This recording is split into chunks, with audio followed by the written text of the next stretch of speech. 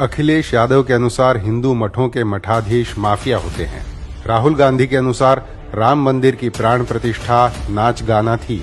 उदयनिधि स्टालिन के अनुसार सनातन मलेरिया और डेंगू है, तो डीएमके के मिनिस्टर ए राजा को स्टालिन का वक्तव्य बहुत ही सौम्य लगता है। वे कहते हैं कि सनातन तो एड्स और कोढ़ हैं और दोनों ही नेता सनातन को समूल नष्ट करने की बात करते हैं। शरद पवार ने स्वयं को हिंदू देवी देवताओं का भी बाप बताया था, तो उद्धव ठाकरे ने कल ही जय श्री राम कहने वालों को हरामखोर बताया है। जय श्री राम म्हणतात ना, आम्ही त्यांना हरामखोरपणा म्हणतोय। कभी सोचा है इस प्रकार के वक्तव्य अगर आप किसी अन्य धर्म पर करें तो आप किस हाल में हो सकते हैं? कभी आपने सोचा है कि टॉक्सिक पैट्रियार्की हमेशा ब्राह्मणिकल ही क्यों होती है? क्या अन्य धर्म या समाज मातृसत्तात्मक हैं? कभी आपने स्मैश कैथलिक पैट्रियार्की या मौलवी पैट्रियार्की डाउन डाउन के नारे सुने हैं? कांग्रेस सीधे तौर पर मंदिरों के सोने चांदी और दान में आने वाले धन को सरकारी खजाने में जमा कर उसे राष्ट्रीय संपत्ति घोषित करने की बात करती है। सोना अगर मोनेटाइज कर दे तो पूरा देश का कर्जा माफ हो जाएगा। ये आप मंदिरों के अंदर लोग इनकी नीयत देखिए। लेकिन वही कांग्रेस, वही डीएमके, राष्ट्रवादी कांग्रेस या उद्धव सेना वक्फ की संपत्ति की सुरक्षा में चीन की दीवार बनकर खड़े हो जाते हैं। वैसे तो हर धर्म में अच्छे बुरे लोग होते हैं, लेकिन चर्च के पादरी व्यभिचार में लिप्त पाए जाते रहे हैं। हलाला जैसी प्रथाएं भी व्यभिचार का ही एक बहाना बन जाती हैं।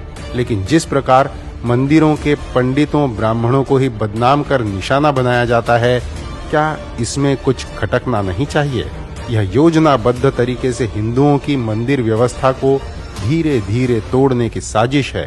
हिंदुओं में मंदिरों के प्रति जो आस्था और गर्व की भावना होनी चाहिए, वह धीरे धीरे कमजोर की जाती है और शर्म का विषय बना दी जाती है, जिससे मंदिरों में जाने से हिंदू कतराने लगता है।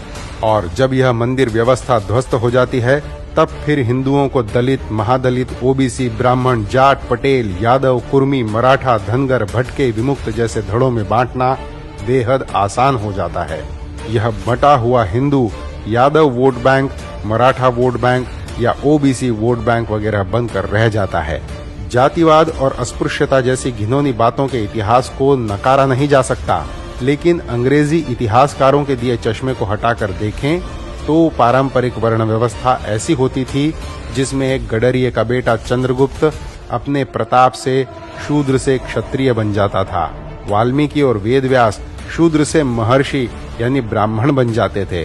परशुराम जैसे ब्राह्मण हथियार उठाकर क्षत्रियों के कार्य करते थे। मंदिर वह केंद्र हुआ करते थे जहां सिर्फ आराधना नहीं होती थी, बल्कि ज्ञान, विज्ञान, छात्रों की शिक्षा दीक्षा, सैन्य प्रशिक्षण, अस्पताल, पशुपालन, व्यापार के केंद्र और कलाओं के दालान हुआ करते थे। लेकिन अंग्रेजों ने भारतीयों को धर्म के और हिंदुओं को जाति के आधार पर बांटा और भारत को लूटते रहे। उसी तर्ज पर आज सारा विपक्ष सत्ता के लिए हिंदुओं की मंदिर व्यवस्था को ध्वस्त करना चाहता है, लेकिन चर्च, वक्फ, धर्मांतरण, हिजाब जैसे विषयों के बचाव में तुरंत खड़ा हो जाता है। इसीलिए हिंदू समाज एक रहेगा तो सेफ रहेगा।